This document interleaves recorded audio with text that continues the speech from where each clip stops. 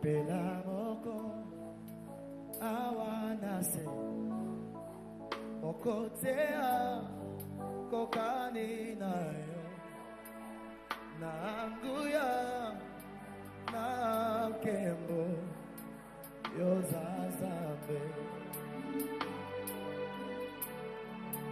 Nadikolo Pelamoko awanase Mokotea kokani nayo Nanguya na kembo Yozazabe Le ciel est ton toit, la terre ton marchepied, mais tu as mon cœur, quel privilège, d'avoir un Dieu si merveilleux et si bon. Je veux que tu chantes avec moi, chante avec moi, lève ta main. Naguma, lève ta voix.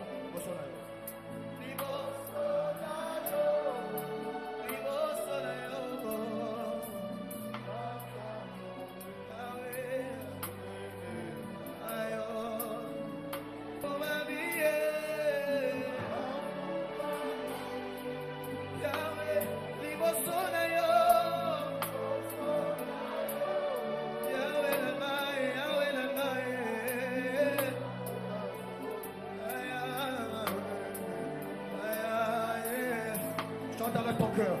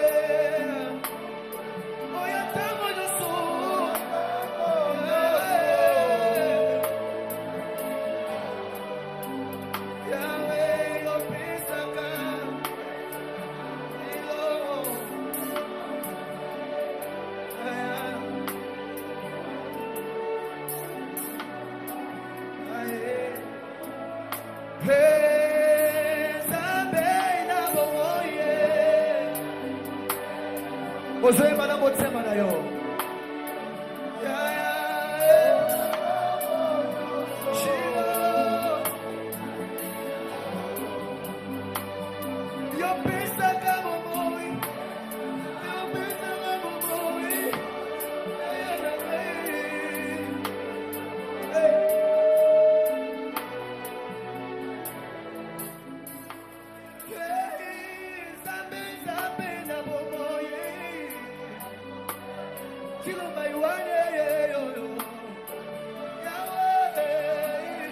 Robo Santa Yabakondo Robo Soko.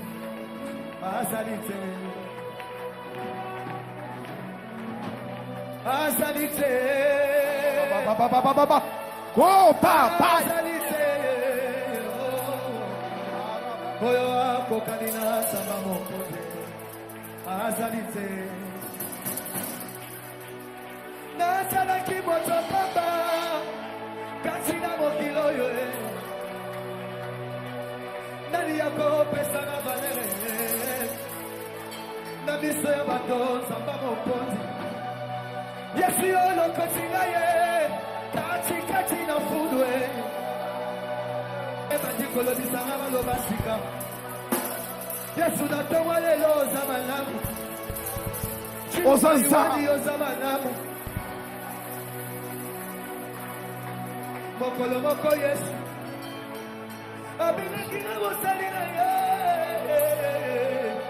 salela ngai biso ya mokili te salela ngai na ntongo lelo tokotana na nani soki yo te na ntongo lelo tozosopa mitema na biso liboso mpona Alléluia. na ntongo lelo tomibosani tokomi lokola bana mike Jésus. parce que toyebi ke yo nde papa ya bana Ça. yo nde papa ya bana Yesu yo nde papa ya bana tosopi mitema na biso epa na yo nzambe alola Osanza. Yesu oza nzambe Yesu oza nzambe na biso Osanza. Yesu oza nzambe na biso Yesu oza nzambe na biso Osanza.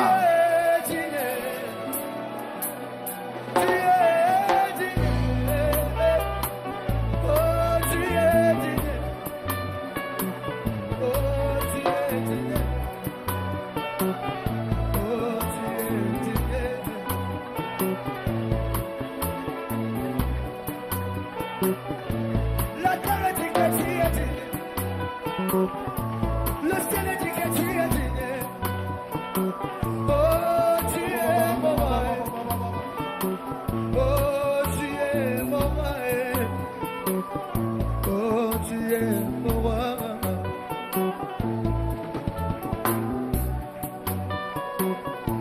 Kamoyo banda kini kama na mokili. Satana Tony Samaki Nazue. Yabebisi mitema bato. Basusu babenga kayo Belzebul. Basusu babenga kayo mwana charpentier. Basusu babenga kayo nganga kise. Basusu babenga kayo nganga kise. Kino lelo basusu bawanga na Nzambe. Kasi ngana bengi ye mokonzi. Kasi ngana bengi yo mokonzi. Liziba ya bomo ina ngai. Hallelujah. Liziba ya bomo ina ngai. Liziba ya bomo ina ngai. Liziba ya bomo ina ngai. Yonde apina ngai. Yonde sabawate na ngai. Yonde shilo na ngai. Sabi wako kwa chila malonyi matondo gumo. Chilo mai wako bigila wanda muna nzami wa. Yesu muta babanga muta bapi unimena nchani. Chilo mai wani wako wabila malu wa matondo gumo hii. Sabi wako bigila chiba buwe che. Sabi wako bigila wita bawanda muna nzami. Yonde papa na ngaye. Yonde shilo na ngaye. Yonde yaya na ngaye. Yesu yonde na chela motema. Osanza. Yesu yonde na chela motema. Yesu yonde na chela motema. Yesu shima ya bana bane. Osanza. Yesu shima ya bana bane. Sabi wangu bigila jawa luwimana. Chilo maiwani wakwela buyenga fichoka. Sabi wangu bigila jiwa ye. Yesu anishima ya bana bane. Yonde kufu ya bana na ngaya kolia. Yonde libala ya mwasi na ngaye. Yonde la banga inalata ngaye. Yonde usune na ganga na mwasi. Ozali kolo. Ozali kolo na nyonso. Ozali kolo na nyonso. Ozali kolo na nyonso. Oh, Yesu. Ozali kolo na nyonso. Ozali kolo na nyonso. Applaudissons l'Éternel des armées. Ozali kolo na nyonso. Applaudissons l'Éternel des Ozali kolo na armées. nyonso.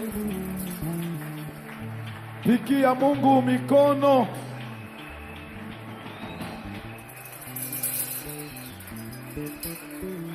Amen. Nous parlons ce matin encore avec notre thème que nous avons commencé le jeudi. Sois calme. Amen. Amen.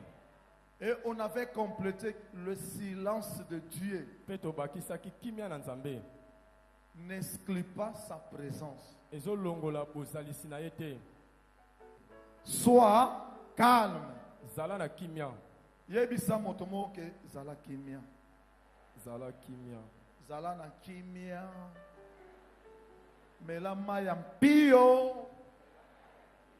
Zana motema lutulu. Zamba pambola yo. Amen. Tu n'as pas accepté ma bénédiction. J'ai $50 ici. Je vais donner à une personne qui est prête. Qui peut prendre $50 ici. Il refuse la parole, mais il veut l'argent. Applaudissons l'Éternel des armées. La parole a la capacité de créer, a la capacité d'appeler à l'existence ce qui n'a jamais existé dans ta famille. Aujourd'hui, tu peux avoir $100, $200. Ils vont finir. Mais la parole est indéfinissable. Est-ce qu'il y a les amoureux de la parole de Dieu ici? Ouais. Moi, je suis un homme de miracle. Mais je suis aussi amoureux de la parole de Dieu.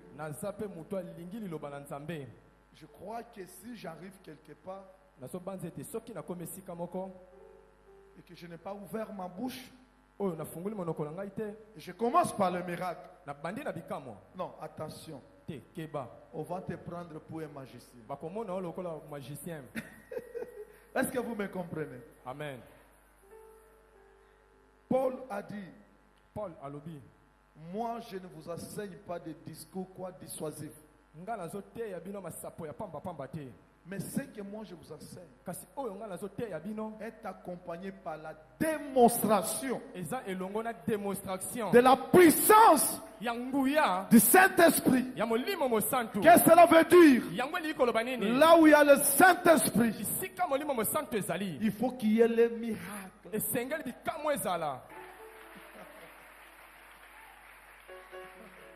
Il faut être dans la joie. Avant notre message, nous invitons les bien-aimés qui sont venus de Bandundu.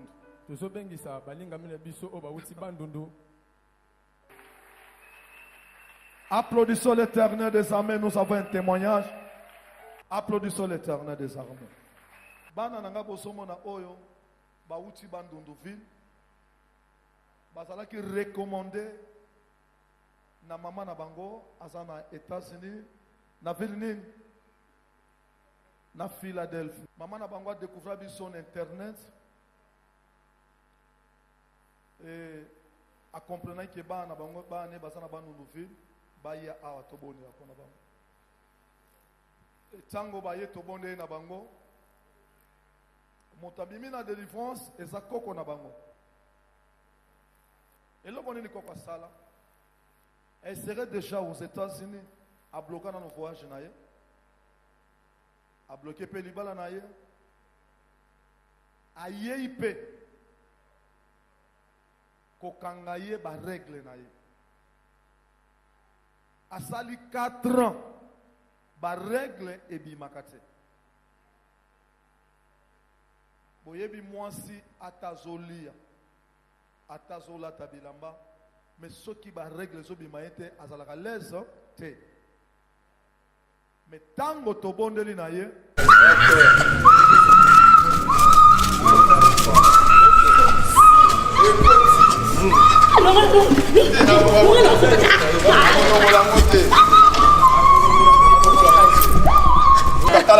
talanga baluka talanga.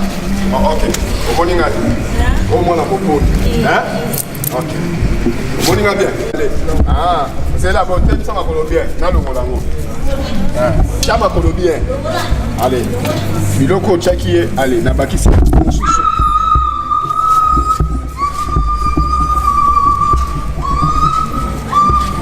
On a bien.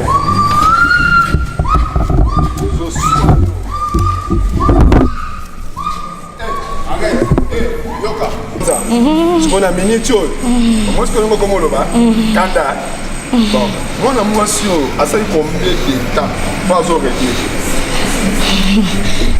Ça, combien de temps? 4 ans. 4 ans. À mon avis, moi, si n'a été. Ce qu'on y a monté aux ananes. Aux ananes. La cocola. Les qui n'ont pas le Nengazabo à Subaka. Mais c'est au Subaka ou au Subaka. J'ai noir Subaka. Mama Sassi. C'est que bloc est belé. Loba Makasi. C'est que bloc est belé. Donc le col ami. Bloc est belé. Donc voilà.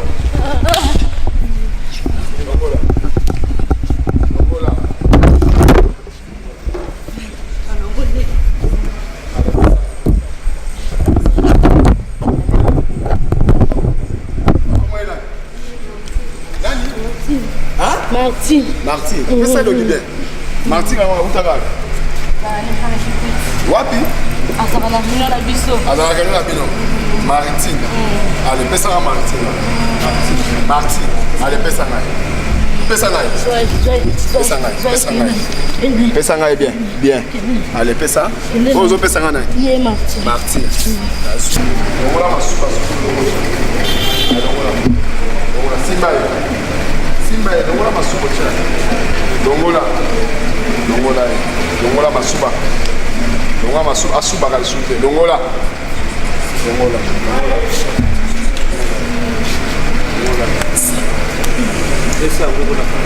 Pesa masuba. Pesa masuba. Yo mtocha masuba ya. Ale nazongi sangwe pana ule susu. Oba msuba. Suba kama.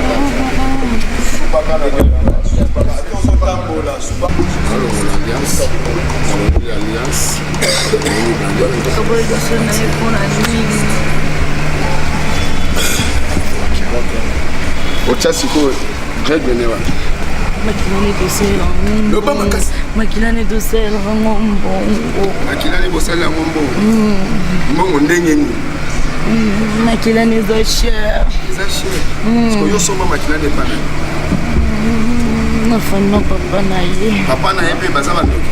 Papa na zandoki te. Sikona na zandoki na papa na ye. Ano kwa papa na ye. Ano kwa papa na ye. Debo sangana. Opesa ngambo nkonga. Tujeke kalikasu tukabale. Pesa kalikasu. Pesa kalikasu ya life nkombo na ye. Makila na ye. Makila wana. Azana ele mwa mosana. Azana? Azana mosana nzambe. Mosana. Sois makila na ye. Sois makila na ye. Makila na ye. Pesa na ye. Uchacha ngwapi? Uchacha ngwapi? Nasa mali. Ale pesa.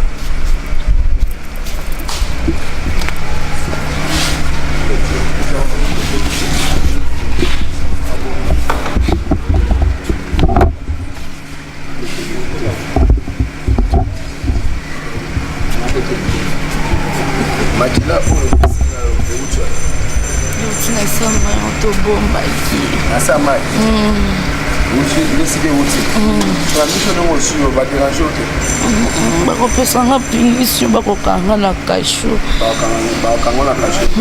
Kasho amne saka. Eza musika. Ale bando fongo. Fongo la. Fongo la. Fongo la. Ça ça va je. Fongo la. Fongo la.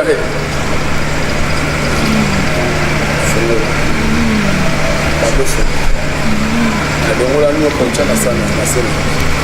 Dongola nyo. Fongola.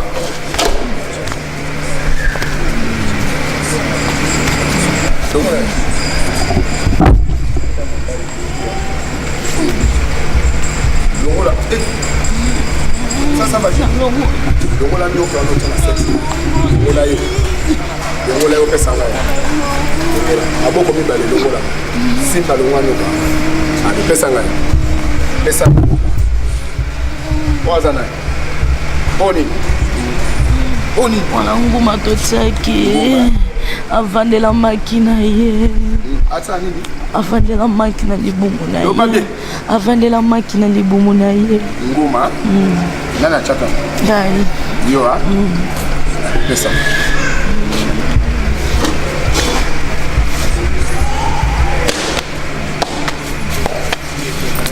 allez fongola discola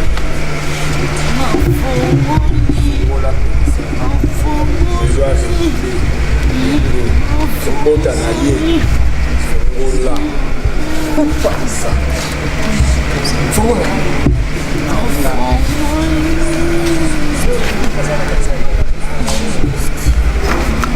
allez fongola ba ono so kangana bota bale pase porne to bomba musika bozwango te pase porne to bebisa na bebisa pase porne eza musika pase porne eza musika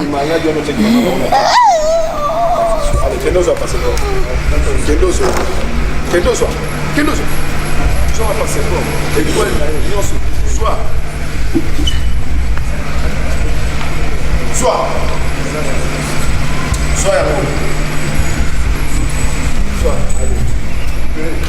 allez récupérer allez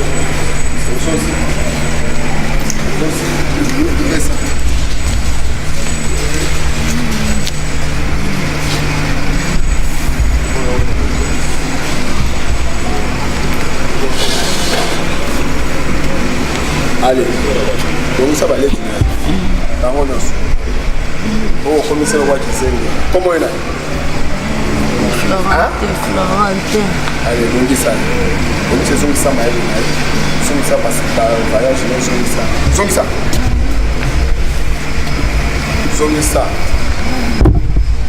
simba et bando son ça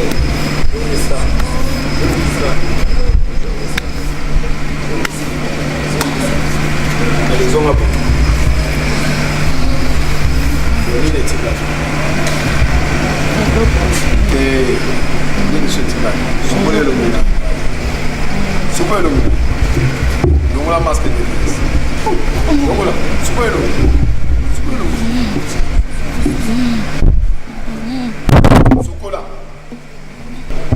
bolimbisama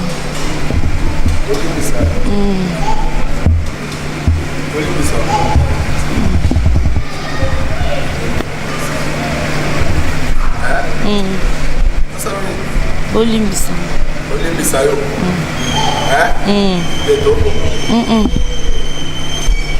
Na fongoli bango. Tongo mayo. Natiki bango. Ozokufa. Oku manga pona nini na libéré bango. Naza problème na bango. Botika na kende.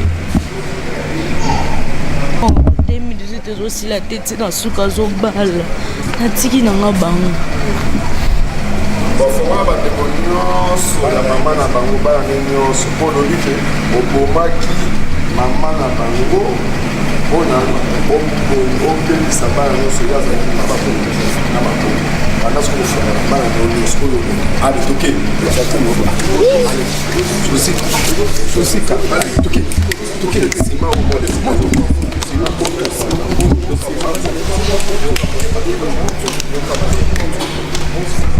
allez, fongo là-bas. Fongo là-bas. Fongo fongo là. Fongo là. Fongo là. Fongo là-bas. Bango dosi, bango dosi. Fongo là.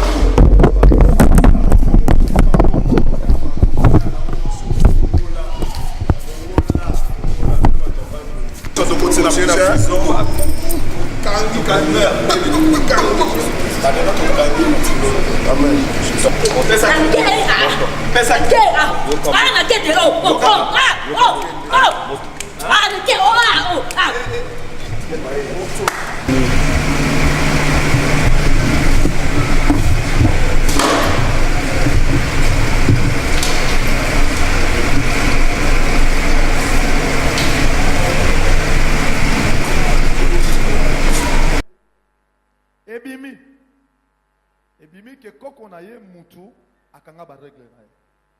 To salika prière et les gars combien de jours au moins ba règle na. Après 3 jours ba règle ça nini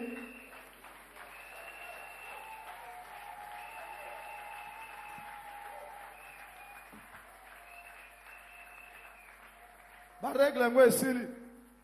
Esili. Et la dit cours normal. Et bimika 3 jours. 3 jours pe. Beta maboko pour Jésus Christ.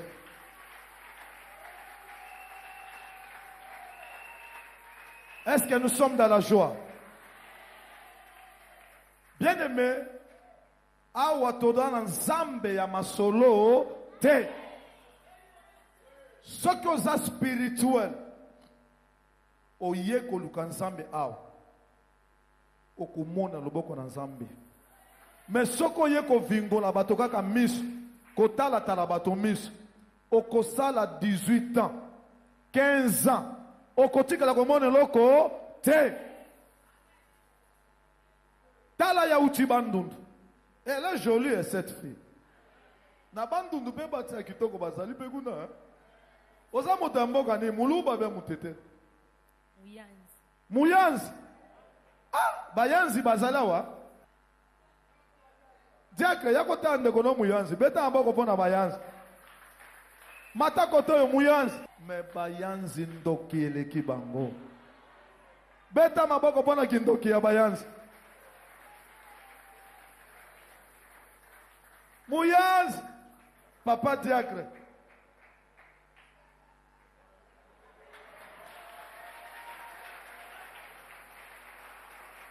Est-ce que c'est moi ça côté nabino? Lobana kobangelo côté. Ataba yanzi batelemi. Tokotobo la bango. Nambanza kamundele. Po bazaba mayanzi. Beta maboko pona bayanzi. Yo muyanzo zola nanga la télévision. Kobanga bandoki te. Eza la biso babombo matola pe na bandoki. Baluba pe bandoki bazali. Batete pe bandoki bazali. Me oya motuya oza na nani na Yesu. Beta maboko pona Yesu. 4 ans makile bimakati. Abimi kaka na délivrance ya makile sa nini ebimi. Et puis ebimi na cours normal. Exagéré te 3 jours. Asala mosusu nini. Bozo mona petit abogado o américain. A commissaire mari de nuit na ye. Et puis mobali kitoko babando suba na mbeto. Bota no garçon bogado. Makamona tu biso toyebaki yango te. Kaka na délivrance de mabandi koloba. Siko to tuna ye motuna. Est-ce que masube ezobi mato réservoir ekata? Pesa emiko. Ebi masuti. Beta maboko pona Yesu Kristo. Beta maboko pona Yesu Kristo.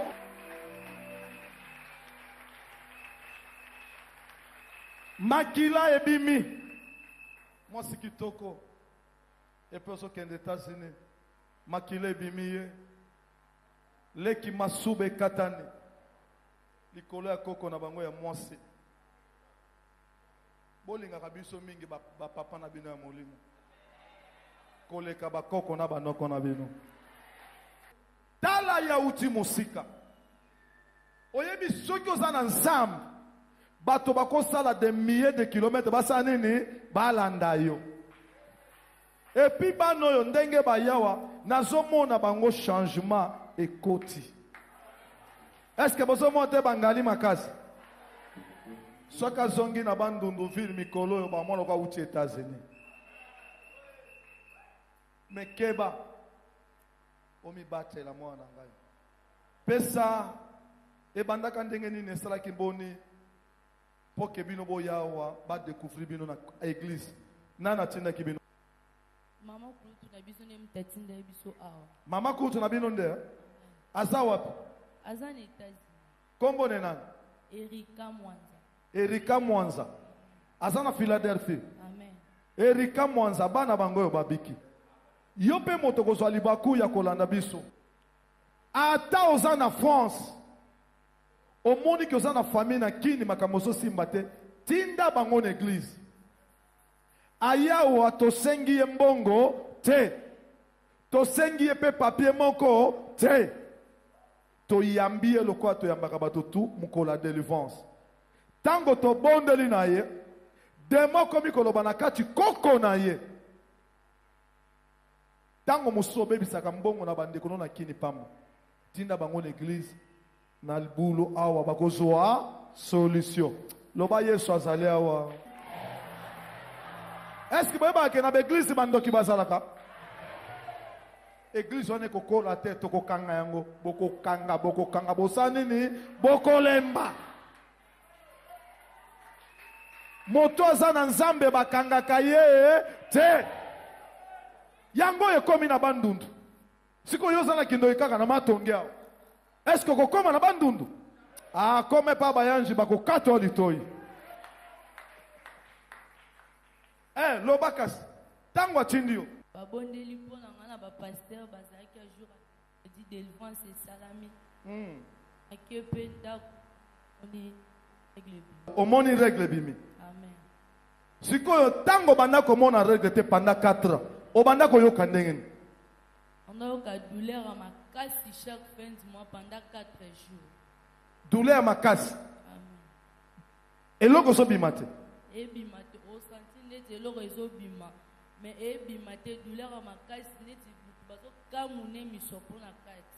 Pendant 4 ans. Ce comme il a fait du mois azo capaz. Premier jour, deuxième jour, troisième jour, quatrième jour et l'eau bimaka te. Ce que si la personne est normale.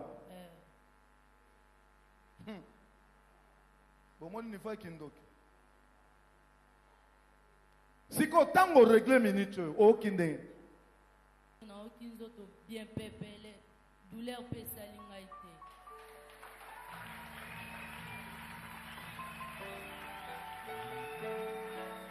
ayoki nzoto pepele aloba na moninga pepele na ba faire na opeke makaka pepele. C'est ça bon Zambé. Onzuluka Nzambe wapi? Tozana Nzambe. Tozana Nzambe. Eza ba discours te, ba français te, ba poudre ne longi te. Tozana Nzambe. Tozana Nzambe. Et d'ailleurs, nga pe nazalaka mukolo wana te. Bana nanga basali délivrance. Là où il y a Dieu, Zamba salaka na pasteur yemoko te.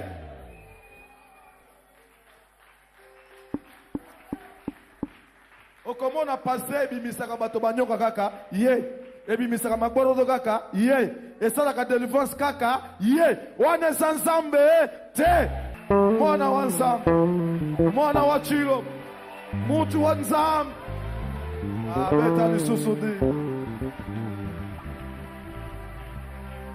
Ça c'est bien. Et puis na minute choyo. Bobeti devi loterie. Tobeta lobby. Bobeta lobby. Aloba pepele. Tango zo gagner okoleka lisusu. Ozo ebisa mama noni. Waza na États-Unis. Nazoebisa mama yango aza na États-Unis. En tout cas nzamba pambola ye na oyo nyonso asali kati nanga mpola ndimaki te ke na okoma awa nga nayaki kaka natika mwana konge bo nazonga me ye nzambe atushe motema na ye atindi nga na eglize mpe nazwi solution.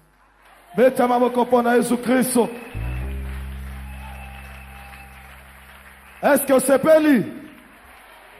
Sikoyo topesi mpe ndeko ya mobali bogarboy. Kaka koko wana akomise mobile na ye ya butu. Bosomo na mwana mbala zokola komi kongbendwa. Webi kongbendwa. Et pas na biso mo beauté ya mobile zosila. Koko na komisa mobile ya butu. Abi makana koko na e. Ndoki. Imaginez-vous moi si ya koko na yo. Ozobima na ye. Et puis atiki e beauté. Akomi kosubisa ye masuba na mbetu. Akoma lokola kizengi po abala na mokili te. Mobile na akobala monsa suba na mbetu nani. Est-ce que osimba? Eko simba te. Na salaka mona monsi moko délivrance à esprit de mort. Et mari de nuit kaka. Ya salaka monsi mari de nuit. Yena zaki koko ne femme de nuit na. Moi la monsi wana boye bien mama do boye bien n'est-ce pas? Et kota même na internet. Moi on écoute ça. Maman munene moi si kitoko asuba akaka kosuba. Esprit à mari de nuit ekote là. Tango to sali délivrance, maman mukolo asakut na bana baheba mibali babota. Kaka na église. Depuis to sali délivrance te la suba lisusu te. Siko jeune garçon. Tango banda ko suba, obanda ko lota nini? Masuba banda ko bimande, ozoyeba te. Ezaka so laila butu o kaneti moi do esprit moi wega ezo bundisa jusqu'au temps où la mukabwe inconsciemment ka bo wa surtout ka bo subi ambito ozoyeba te. Oyeba siko soko mono subi mano salonde ya no sala nga pasi tala na age na nga boy na ba no subanda botala na age na yebo azo suba osana age ni na 17 ans. Il est déjà mature akoki ko bota mais na age na yebo azo suba na mbeto pona koko na ye ya mwasi sikoyo mutu to asa pembe na yo mona loka koko na yo fungola emiso bota na kuna fungola koko keba na ngai koko keba na ngai beta maboko po koko akwe wana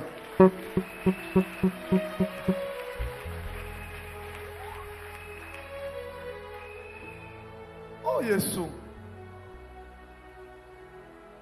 Alléluia oh Alléluia oh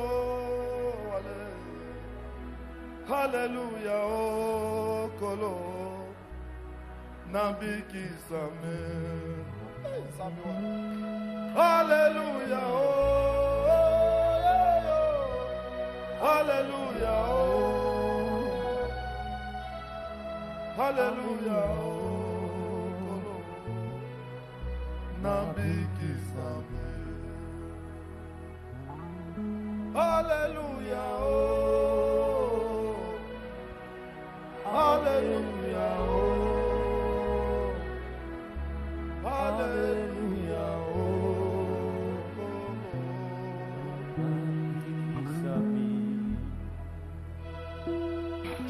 Nakangamaki aminyololo kati na masumo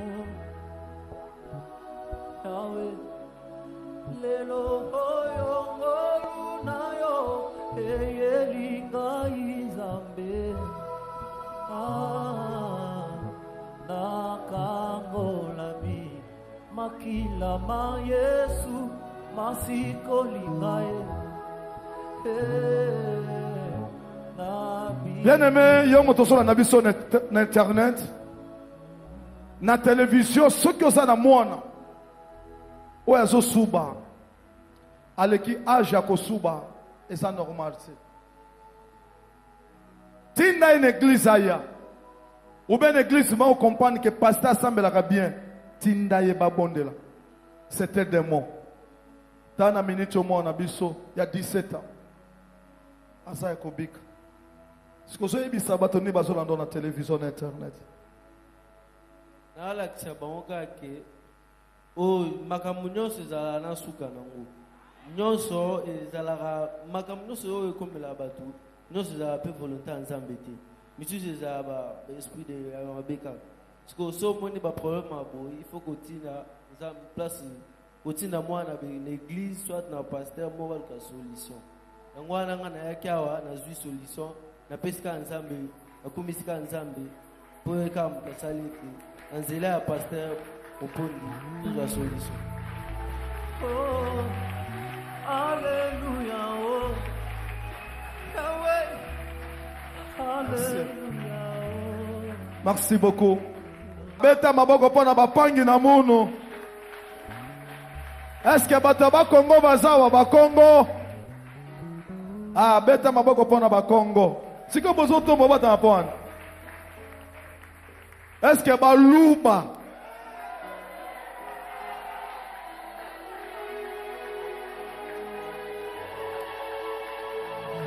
Batondi na lufu.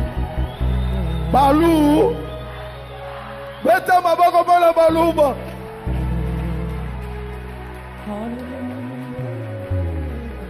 Amen. Merci. Na sepe na bino mingi nzambe pambola bino. Oza motu ya bokango mi nzambe sali makambo minene na vina bino. Bo continue ka ba prier, bo zwa ka moto. Totelo boko côté bazali nzambe na biso a protéger bango to bondeli au nom de Jésus-Christ. Nzambe a protéger bino akenda na bino partout. Bo simba destiné na bino na kombo na Yesu Kristo. Amen. Beta maboko pona Yesu Kristo. Hey, pangi yakana. Yo za muyanzi. Pesa bayanzi mbote. Ozo ebisa bayanzi ni. Kikongo un peu bien. Na Kikongo. Na Kiyanzi. Merci. Nazo pesa mbote. Na Kiyanzi. Mbora bebu oye. Mbote te. Butika kindoki bayanzi. Weya mwim gendok. Weya. Bon, il est bien vert. Mourir des problèmes. Il y a le colama, il y a pasteur, John Moupon. Il y a des gens qui est tout. Quoi que ce soit, en quel niveau. Beta maboko pona Kiyanzi. Merci. Amen. Hey. Salama bruit. Bye.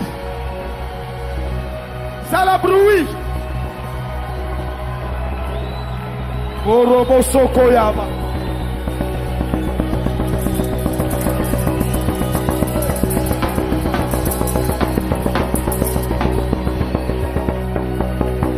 Merci.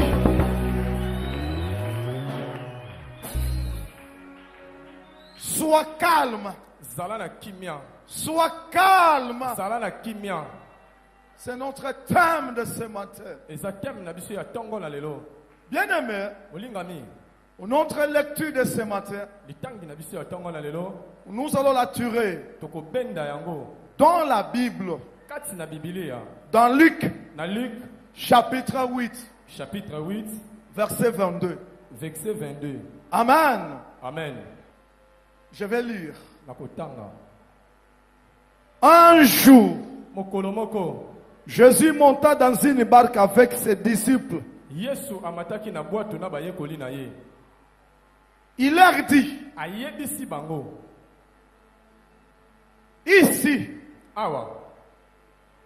ici dans la Bible,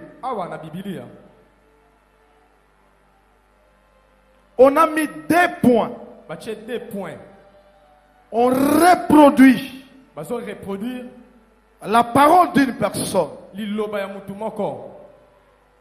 C'est Jésus-Christ qui leur avait dit de passer de l'autre côté du lac.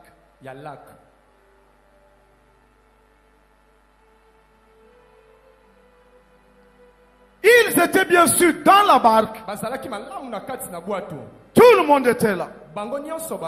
Mais avant de traverser, Jésus avait ordonné, passons de l'autre côté du lac. Ce n'était pas la parole d'un apôtre. C'était la parole de Jésus-Christ qui leur avait dit, passons de l'autre côté. Bien-aimé, si tu veux commencer quelque chose, les affaires, les études, le business, c'est bien. Tu peux concevoir une idée. Tu peux organiser quelque chose. Mais avant la concrétisation, avant de démarrer, il faut attendre une voix. Si tu attends cette voix t'ordonnée, commence. Puisque quand Jésus commence avec toi, l'échec ne sera pas ton ami.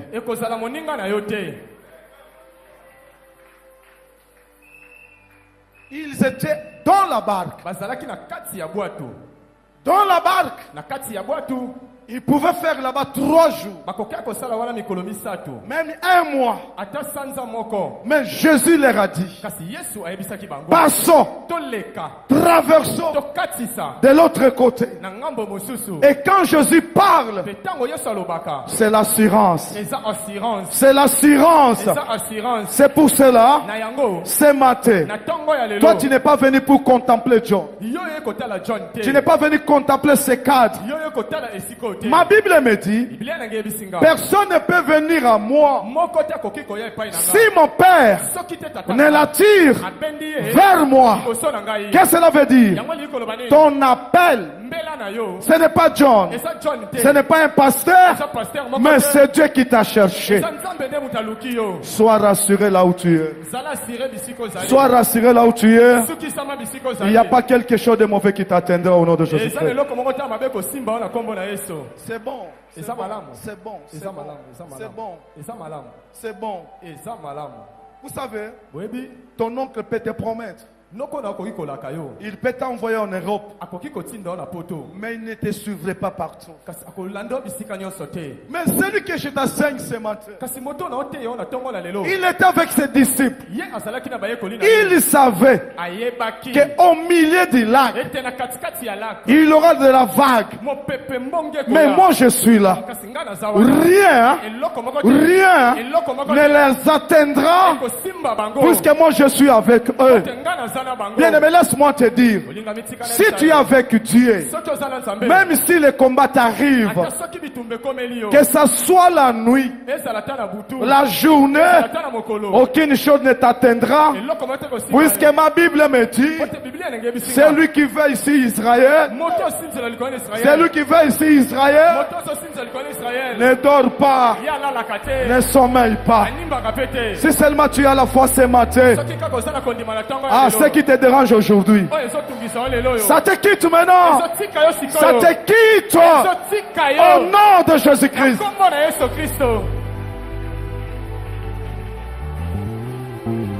J'aime Jésus-Christ. J'aime Jésus-Christ. Il les avait rassurés. Il savait, même dans le lac, que ce soit la vague ou la tempête, je suis là. Je suis là. C'est pour cela la Bible nous dit, celui qui est en nous est plus fort que celui qui est dans le monde.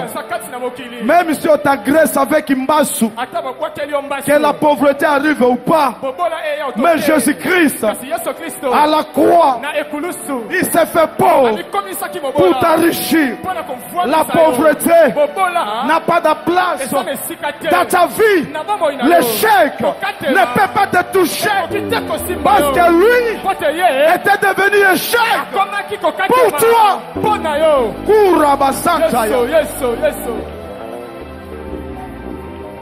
Est-ce que tu crois ces choses? Est-ce que tu crois ces choses? Quelle assurance! Il leur a dit, passons, traversons, Oyekoya, Eya. Oyekoya, Eya. Loba Oyekoya, Eya. Est-ce que ça a foi? Amen. C'est pour cela, moi, je ne crains rien. Même devant les marabouts de ce monde, les sorciers de ce monde, même vous les sorciers qui êtes ici, qu'est-ce que vous allez me faire? Celui qui est en moi est plus fort que vous. Applaudis si tu n'es pas un sorcier. Marabasantaya. Seigneur, merci. Seigneur, merci. Ma Bible me dit, quand Jésus leur a dit, ils n'ont pas traîné, ils ont commencé à traverser. C'est pour cela, quand tu attends, ainsi dit l'Éternel, ne traîne pas. Lorsque tu traînes, tu vas manquer le train. Même là où quand je suis en train de prêcher, si tu sens quelque chose, de me donner même l'argent, donne, puisque c'est la parole de Dieu. C'est Dieu qui te parle. Il ne parle pas avec beaucoup de bruit. Ce qui a touché au Pessanda, coupé ça. Puisqu'après la maison, il va te donner des villas au nom de Jésus. Ma Bible me dit, ma Bible me dit, passons de l'autre côté du lac. Et ils partirent. Ils partirent. Ils étaient nombreux. Jésus aussi était avec eux. Vous voyez quelle assurance? Lorsque Jésus t'ordonne de commencer le business, quand il te dit de commencer les études, il ne te laisse pas. Il va t'accompagner. Même un professeur qui veut te draguer pour que tu passes d'une promotion. Ça, cet acte, tu ne peux pas passer. Dis seulement, Seigneur, c'est toi qui as voulu que j'étudie. Est-ce que tu ne peux pas interrompre avec le Messie ici? Puisque le Messie veut faire à tout prix pour qu'il couche avec moi. Or, mon corps c'est ton temple. Je garde mon corps. Laisse-moi te dire clairement, ce Messie n'aura plus le courage. Pourquoi? Christ est avec toi. Je disais, lorsque tu veux commencer une affaire, il faut commencer avec Jésus-Christ. Il y a beaucoup parmi vous, même les habits que vous portez, les habits vous reprochent. Puisque vous les avez acquis par les moyens de l'impudicité du vol. Et lorsque tu passes dans le monde spirituel, les sorciers voient.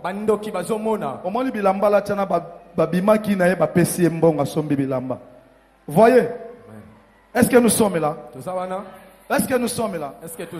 Applaudis ton Dieu là où tu es.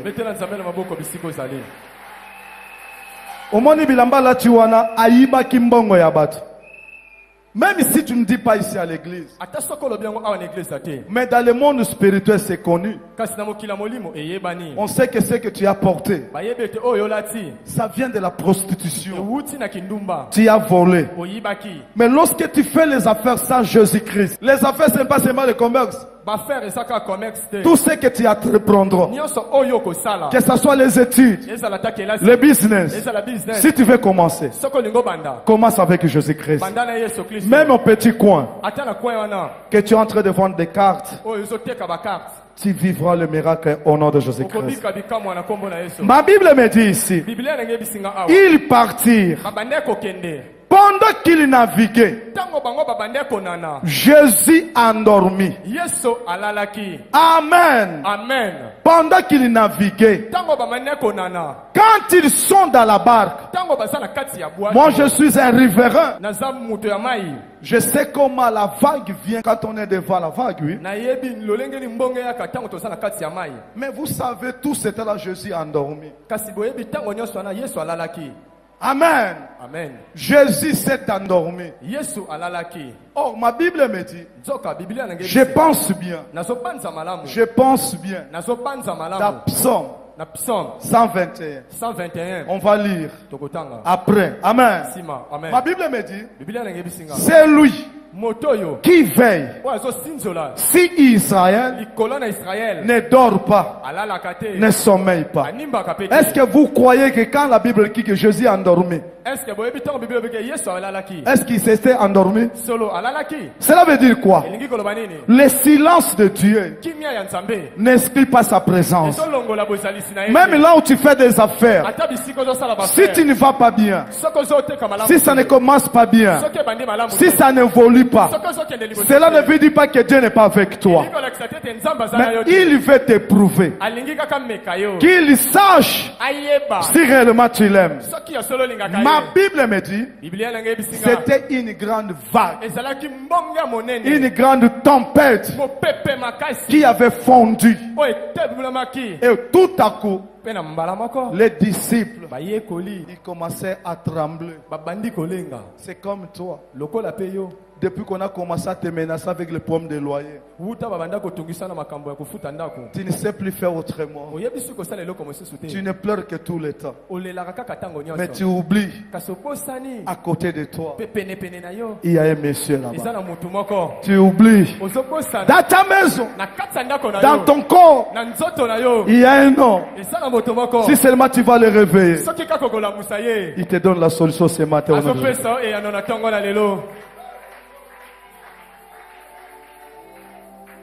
Ma Bible me dit, ils étaient nombreux. Au même moment, s'approchèrent auprès de Jésus-Christ. Jésus, Jésus, réveille-toi, réveille-toi. Nous allons périr.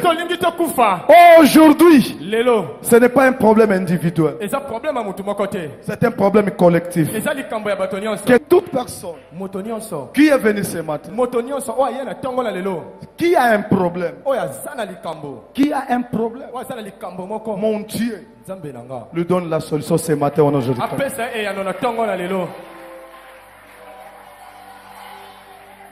Jésus, tu n'attends pas. Il y a la tempête. Nous allons périr. Non. Il est là. Il est là. Ma Bible me dit, sans que tu aies dit un mot, mais il sait qu'est-ce que tu as besoin. Il sait bien que tu n'as pas à manger. Il sait bien, tu dors au salon, on t'appelle Salomon, mais ton âge est avancé. Tu dois te marier, tu dois avoir une maison. Mais ce matin, réveille-le. Réveille-le. Réveille-le. Il te donne la solution au nom de Jésus-Christ.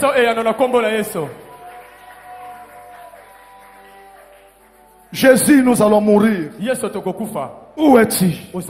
Mais il était là. C'est comme toi. Tu te poses des questions.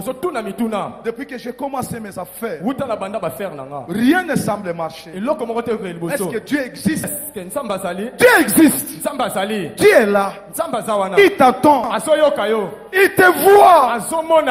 Aujourd'hui, si tu es disponible, il te répond ce matin au nom de Jésus.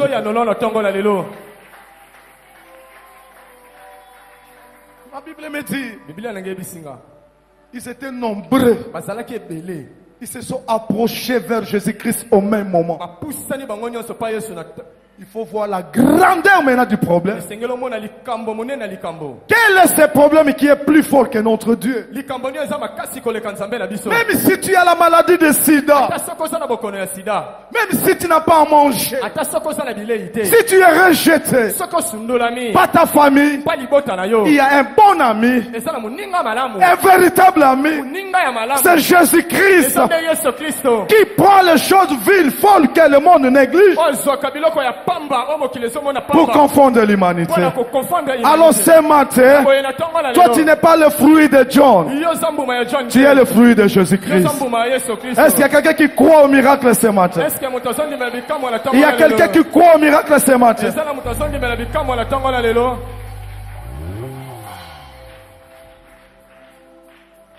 Jésus, nous allons périr.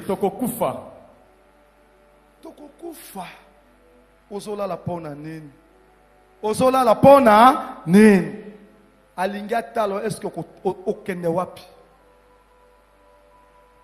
Ils pouvaient plonger dans l'eau. Non, ils n'ont pas fait cela. Ils savaient. Notre papa, notre maître,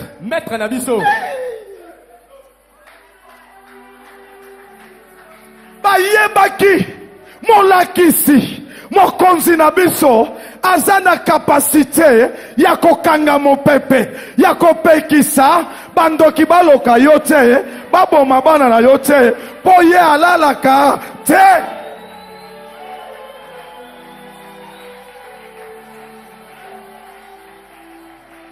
Qu'est-ce qui ne va pas dans ta vie? Dans ton travail, tu n'es pas aimé par ton patron. Ce n'est pas lui qui te connaît plus. Il y a une personne qui te connaît par ton nom. Avant que tu naisses, il t'avait établi. Il t'avait choisi. Comme il en avait fait avec Jérémie.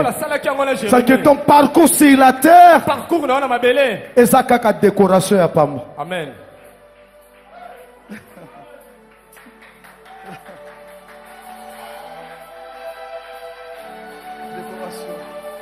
Vous savez, l'école maternelle, on a tout dessiné. Il reste maintenant la coloration. Un enfant qui est intelligent, qui écoute, il prend seulement les crayons. Il commence maintenant à décorer. C'est pareil avec ta vie. Tu comprends? Tu sais quoi? Avant que tu sois appelé par Dieu, Dieu avait déjà construit une maison pour toi limiter. Est-ce que Yoki Yango? Est-ce que Yoki Yango? Avant que tu sois appelé par Dieu, Dieu avait déjà mis un compte de 2 500 000 $. Dans ta banque. Tu sais quoi? Avant que tu viennes ici, Dieu t'a donné un mariage. Pas comme les autres. Amen. Amen. Est-ce qu'il y a quelqu'un qui croit au mariage ce matin? Amen.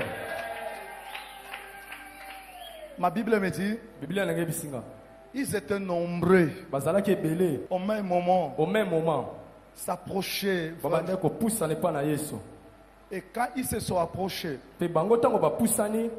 ils ont commencé à lui dire au même moment.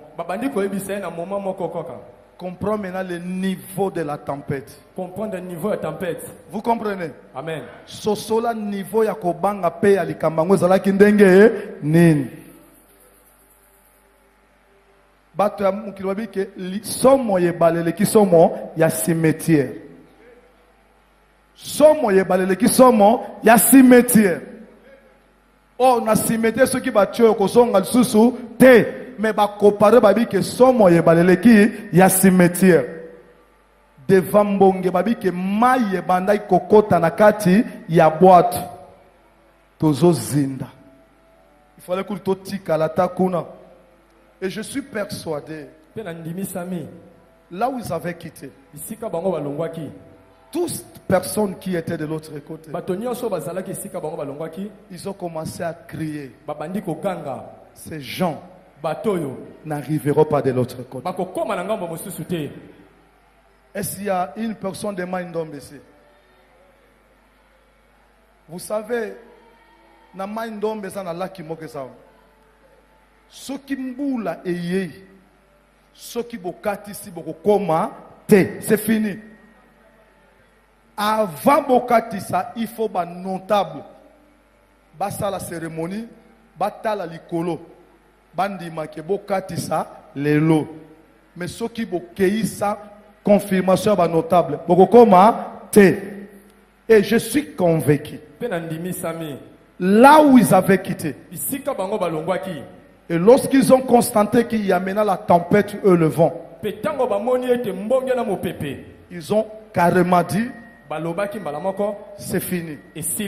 Vous voyez, il y a aussi des gens qui ont déjà dit que tu étais déjà mort.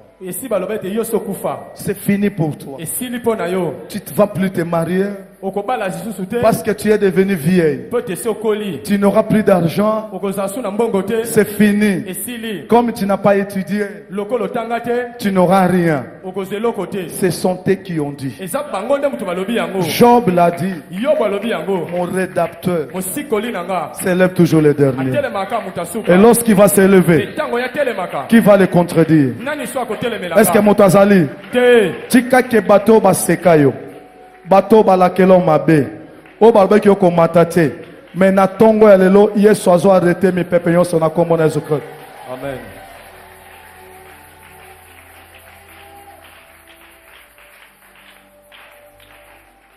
C'est fini pour eux. Et si li pona bango, ils n'arriveront pas de l'autre bord. Bakokoma na ngambo mosusu te. Mais ils avaient oublié que parmi eux, kasi babosana ki ete kati na bango, il y avait les saisissables. ezali na moto bakangaka te. Jésus-Christ de Nazareth. Yesu Kristo wa Nazareth. Muluma mwimpe. Muluba mwimpe. Chamakanda. Chamakanda. Chilobo. Chilobo. Applaudis pour Chamakanda.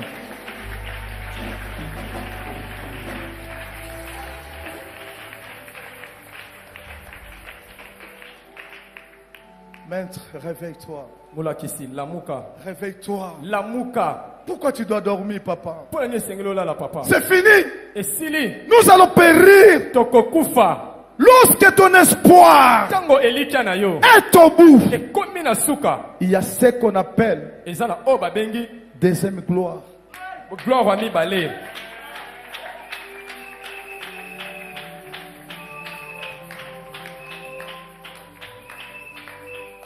La deuxième gloire Kembo ya mibale.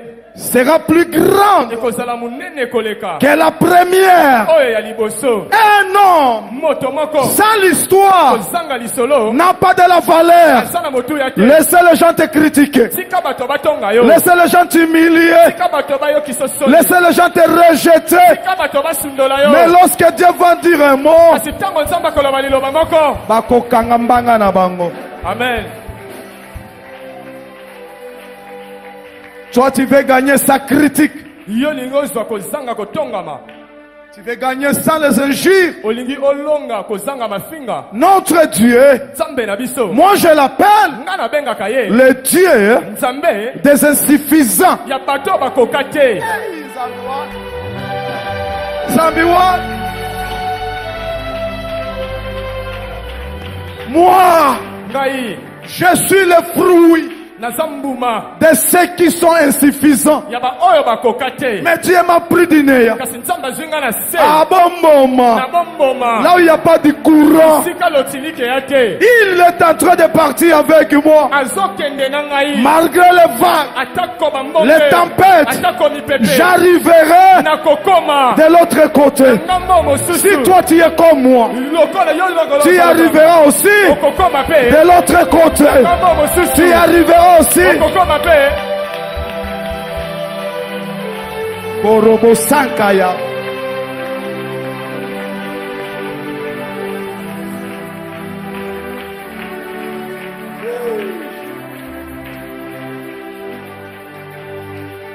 Maître, Molakisi. réveille-toi. Lamuka. Maître, Molakisi. nous allons périr. Tokokufa. Ce n'était pas Matthieu seul, Ezalaki Matthieu moko te. ni André. Ezalaki pe André te. Le tout, Bango nyonso. au même moment, Tango wana kaka. il s'approchait Ndeko pusana. de Jésus-Christ. Liboso na Yesu Kristo. Maître, Molakisi. Maître. Molakisi. Samba pesi bino so solution na tongo alléluia. Amen.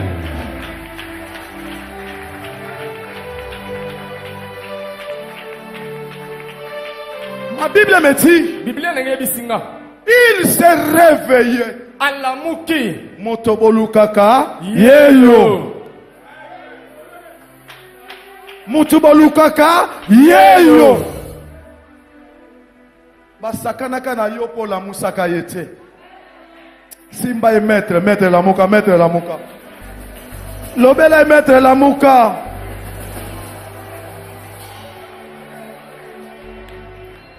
Celui qu'on a appelé Rabouni. Moto babengi Rabuni. Il n'est pas passé par l'école de Rabouni. Alekaki na école ya Rabuni te. Il était maître, ça passait par l'école de maître. Aza molakisi ya leka ne te lo molakisi te. Tu vas le comparer avec eux. Tu vas le comparer avec qui? Avec ton papa. Un ivrogne. Impudique. Mon père. On l'appelle le Saint des Saints. Jésus-Christ. Mulumba Mwipe. Chilobo. Chamaka.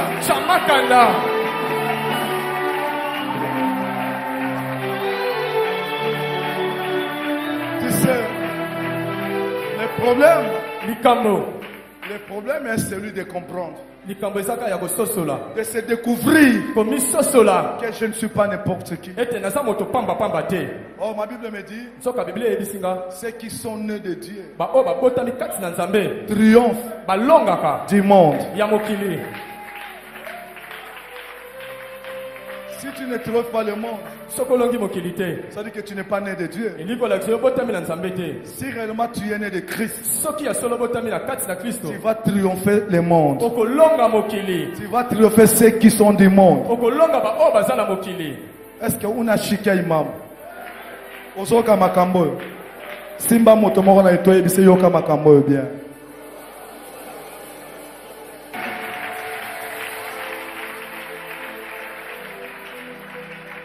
Ma Bible me dit, quand ils se sont approchés de Jésus-Christ, ils l'ont réveillé. Le maître s'est réveillé. J'aime mon patron. Big boss. My daddy. Jesus Christ.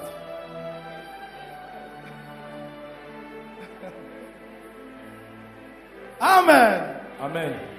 Vous savez, quand il s'élève, il peut ou ne pas dire. Les gens vont quitter. Sa présence parmi nous. Est-ce que nous sommes là?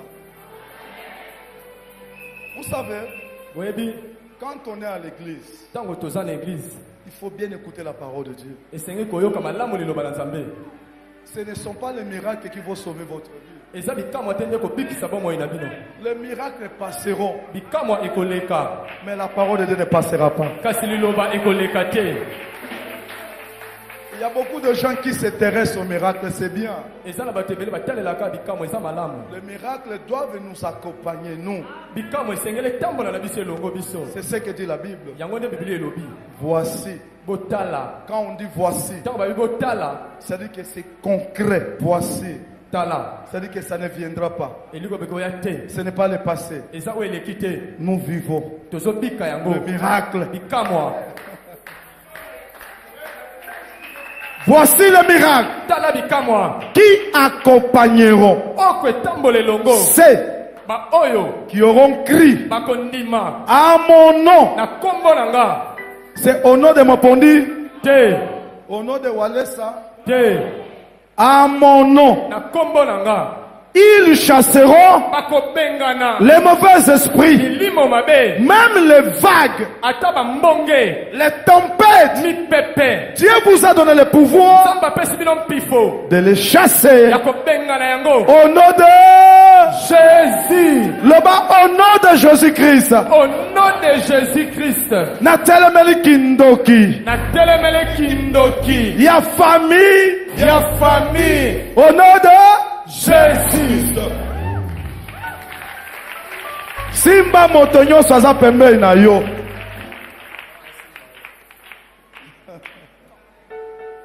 Zambiwani, le Dieu de mon Pondi, le Dieu de mon père Kabundi Walesa, Zambi Mouipa.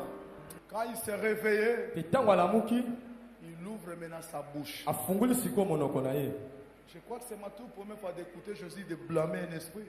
Quand je lis dans la Bible, il est vrai qu'il y a encore quelques passages. Mais ma Bible dit que il a blâmé. Vous savez, quand le diable cherchait Pierre, ma Bible dit que Jésus avait intercédé pour lui. Cette fois-ci, il a blâmé. La tempête. Mon pépé. Vous voulez que Jésus-Christ blâme toute personne qui te menace?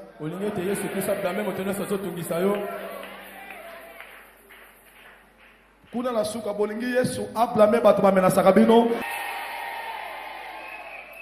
Et lorsque lui ouvre sa bouche, Tango fongoli monoko na ye. na ba kake ezobima. Donc ezala ki mon pépé ya somo pour Jésus-Christ a blâmé ya. Omoni likambo ozomona ke leki niveau na yo. Ozomona ke na famille na bino mutu mwa kotelema te.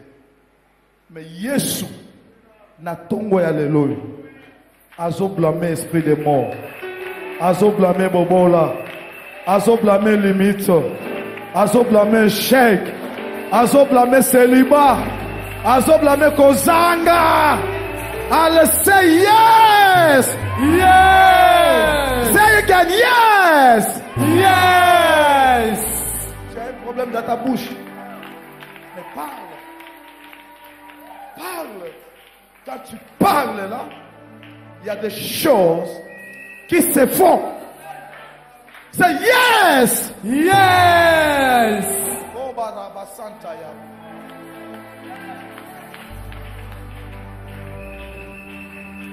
Laina pesa yonini.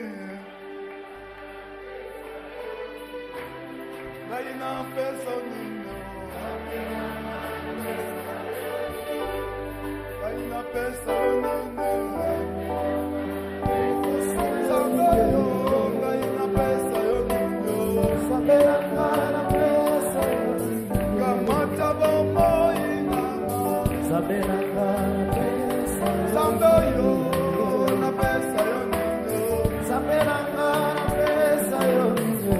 Bien-aimé, ma Bible me dit, il s'est levé.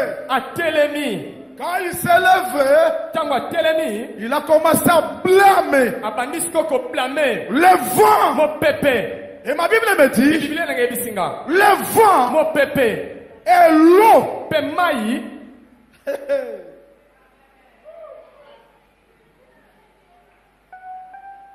Mon pépé n'a maï. Et bandako sanini. Et bandako sanini. Pe ekofanda kimia leloyo. Qui peut résister devant notre Dieu? C'est lui qui a créé le ciel et la terre. Alors les disciples, ils se sont encore posé des questions. Qui est cet homme? À qui? Oyo, mi pepe, na mai, et yo kakaye.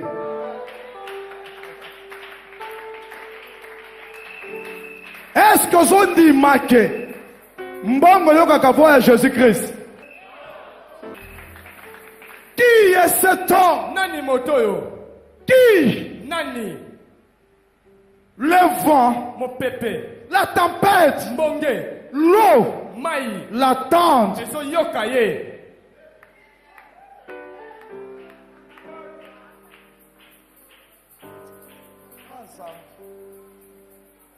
Ça, j'ai suivi ce matin. C'est Maman Olangi qui prêchait. Elle a dit, pour la première fois, ils sont partis avec Maman Chabani à Brazzaville. On a donné à Maman Chabani, on voulait lui acheter un sac de 50 000 francs CFA. Elle a dit à cette dame, c'est beaucoup. Donne-moi cet argent. Elle a acheté 15 000 francs. Quelques robes. 15 000 francs. C'est pas si c'est les besoins, les robes et tout qu'on sort. 5 000 francs, les vernis, les histoires de femmes. Elle a fait un programme de 50 000 francs pour Maman Chabani. Et quand ils sont rentrés, Maman Chabani avait compris qu'elle était bénie. Pourquoi? À cette époque, elle avait encore l'esprit de la pauvreté. Azalaki naino na molimo ya bobola. Et après, ils sont allés en Europe. Vous savez, lorsqu'on quitte Kinshasa pour arriver en Europe, toute personne doit avoir une valise, n'est-ce pas? Parce qu'on ne peut pas voyager brebis. Mais elle devait jouer des concerts à Bruxelles et puis Paris. Et avant d'arriver à Paris, maman a envoyé sa fille. Elle dit non, tu vas acheter des sacs pour Chabani de 300 €. Et vous allez jeter les sacs que nous avons achetés au grand marché. Mais un jour avant le concert, applaudissons l'Éternel.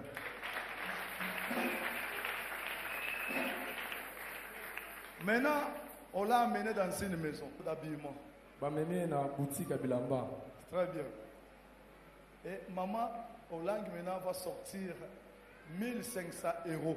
Maman Olang, c'est quoi 1500 € pour qu'elle achète 10 paires de chaussures. Alors maman Chabani a dit, maman, pourquoi tu veux jeter l'argent comme ça? Maman Chabani, maman maintenant Olang va lui dire, le temps de misère est fini. Maintenant tu entres dans ta gloire. Vous savez, on a acheté 10 paires de chaussures. 150 €, 150 €. 150 €, 150 €. Ça fait 1500 €. Et ça, les 1500 €. Maintenant, quand elle a joué le concert, elle dormait dans un hôtel de 5 étoiles. Au retour, sur le lit, elle a trouvé qu'on a bien arrangé son lit. On a mis aussi des fleurs là-bas. Et la femme, quand elle est arrivée, elle a vu des fleurs. Elle a commencé maintenant à chasser les mauvais esprits. Sortez des morts. Les mauvais esprits, on est en train de m'envoûter. Après avoir chassé l'automne, elle va maintenant appeler maman Olang. Maman, je n'ai pas compris. On m'a envoûté ici. Il y a les envoûtements ici dans ma chambre. Alors, maman Olang a commencé à rigoler. Elle a dit non, c'est le niveau que tu es arrivé.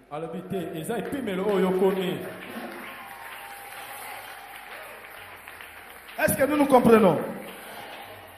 Il y a un certain niveau que tu arriveras. Quel que soit le niveau de combat, quelle que soit la dimension des difficultés, lorsque Dieu va se réveiller, quand il se relève pour toi, personne ne s'opposera contre ta vie.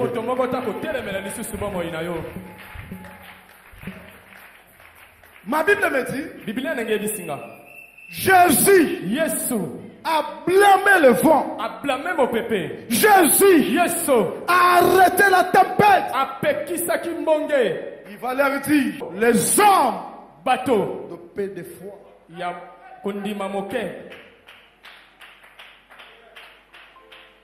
Qu'est-ce que la Bible nous dit? Si vous avez la foi, comme le petit sévigné, vous avez la capacité de déplacer les montagnes. Est-ce qu'il y a quelqu'un qui a la foi ici? Amen. Il y a quelqu'un qui a la foi. Amen. Tu veux déplacer les montagnes dans ta vie. Amen. Dis avec moi, échec et qu'il n'a combo na Jésus-Christ. Échec et qu'il n'a combo na Jésus-Christ. Le bas échec et qu'il. Échec et qu'il. Au nom de Jésus. Notre Dieu, on l'appelle les lions de la tribu de Juda. Lorsque lion rugit, aucun animal ne va résister devant lui.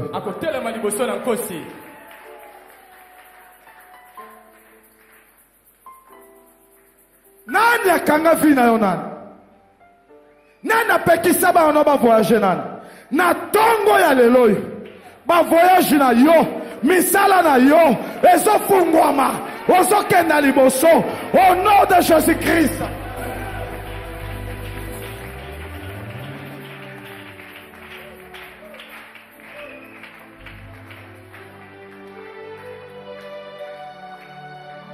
Oh, Seigneur, merci. Oh, yes, yes.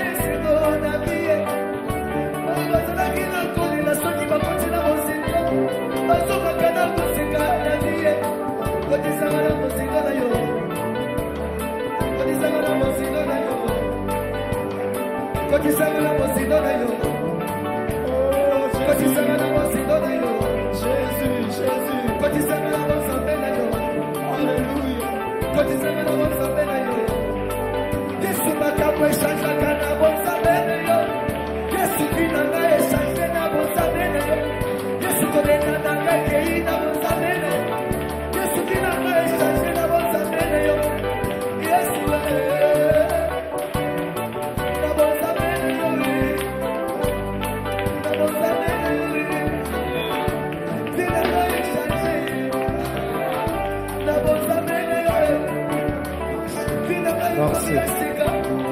Applaudissons l'Éternel des armées.